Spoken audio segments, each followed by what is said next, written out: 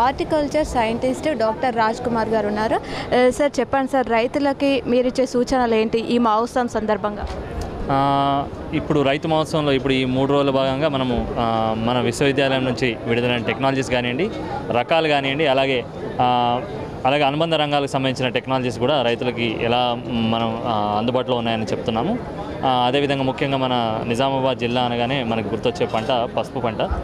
పసుపులో ఇప్పుడు ఆల్రెడీ ఇది ఏప్రిల్ చివరి మాసంలో ఉన్నాం, అండ్ మాసం చివరంలో ఉన్నాం. ఇకపోతే మే 2వ పక్షంలో మనం చూసుకున్నట్లయితే పసుపుకి సన్నద్ధం చేసుకుంటూ ఉంటారు రైతు సోదరులు.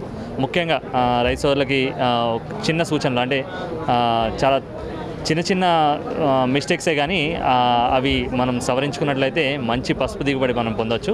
ముఖ్యంగా పసుపులో ఈ విత్తన ఎంపిక అనుకోండి, అలాగే నేలలో వేసే ఎరువుల గురించి కానివ్వండి చూసుకున్నట్లయితే, ముఖ్యంగా విత్తన ఎంపిక చూసుకున్నట్లయితే మనకి ఏదైతే పాత పసుపు పంట నుంచి మనం ఏదైతే విత్తనం మనం స్టోర్ చేసుకున్నామో, అంటే భద్రపరుచుకున్నామో, ఆ విత్తనంని మనము ముఖ్యంగా ఈ వాడుకునే ముందు ఒకసారి సరి చూసుకోవాలి. దాంట్లో ఎక్కడైనా కుళ్ళిన విత్తనం ఉన్నా కానివ్వండి, లేకపోతే పుచ్చు అంటే దుంప పుచ్చుకు సంబంధించిన ఈ నులి పురుగులాగా మనకి బియ్యపు గింజ అంత పురుగులు ఉంటాయి, అవి ఆశించిన విత్తనం కానివ్వండి, ఈ విత్తనాన్ని మనము పక్కకి ఏరివేసి మంచి నాణ్యమైన విత్తనం తీసుకోవాలి.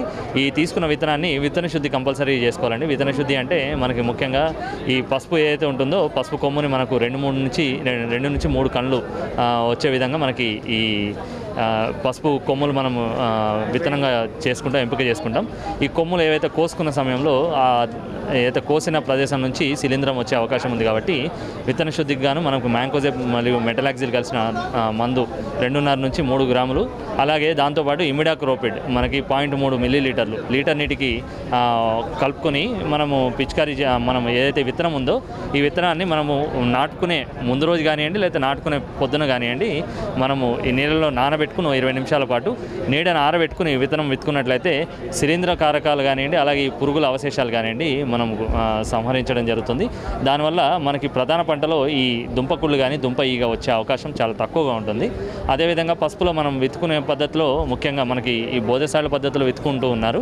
వీలైతే రైతు సోదరులు మనకి డ్రిప్ ఉన్న ప్రదేశాల్లో బెడ్ పద్ధతి ద్వారా జంటసాలలో విత్తుకున్నట్లయితే మనకి ఈ అధిక వర్షాల సమయంలో వచ్చే నీరు అనేది ఈ బోధలు సాళల్లోంచి నీరు అనే అధిక వర్షపు నీరు మనం తీసివేయచ్చు.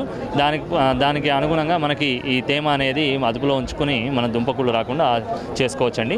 అదేవిధంగా ఆఖరి దుక్కులో కానివ్వండి, లేకపోతే మన బెడ్లు ప్రిపరేషన్ సమయంలో కానివ్వండి, మనకి వేపపిండి 200 కిలోల ఎకరానికి మనం వేసుకున్నట్లయితే ఈ దుంపకుళ్ళు దుంప పుచ్చు సంబంధించిన ఈ కారకాలు ఏవైతే శిలీంధ్రం కానివ్వండి, పురుగులు కానివ్వండి, మనము నశింపజేసి మంచి నాణ్యమైన పంటను తీసుకోవచ్చండి. ముఖ్యంగా రైతు సోదరులు ఇవి గమనించుకోవాలి. అలాగే మొక్కజొన్న అంతర పంటగా వేస్తుంటారు కాబట్టి మొక్కజొన్నకు కావాల్సిన ఎరువులు మొక్కజొన్నకి, అలాగే పసుపుకు కావాల్సిన ఎరువులు పసుపుకి వేస్తూ ఉండాలి. ఒకవేళ అంతర పంటగా వేసినప్పుడు పసుపుకు వేసిన ఎరువులు మాత్రమే మనం వేసినట్లయితే మొక్కజొన్న ఈ పసుపుకి వేసిన ఎరువులు మొత్తం తీసుకుని దాని ఎదుగుదల కొద్దిగా దాన్ని ప్రభావితం చేసే అవకాశం ఉంది. కాబట్టి ఈ విధంగా రైతు సోదరులు చిన్న సూచనలు చేసుకుని మనం సవరించుకున్నట్లయితే మంచి నాణ్యమైన పసుపు పంటను మనం తీసుకోవచ్చండి. సార్, నిజామాబాద్ ప్రధాన పంట అయినటువంటి పసుపు పంట గురించి రైతులకు పలు సూచనలు, అలాగే మొక్కజొన్న పంటకు సంబంధించిన సూచనలు తెలియజేసినందుకు థ్యాంక్ యూ సార్.